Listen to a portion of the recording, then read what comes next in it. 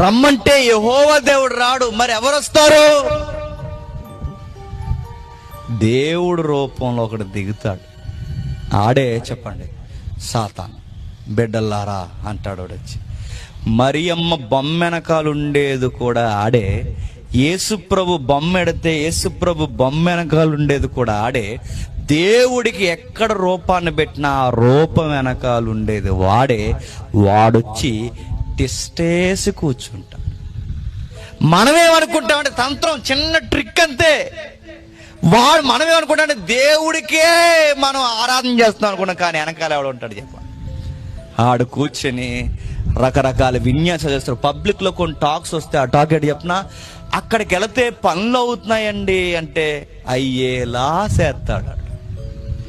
అక్కడికి వెళితే కొన్ని విషయాలు నెరవేరుతున్నాయండి అంటే నెరవేరేలా భ్రమ కలిగిస్తాడు.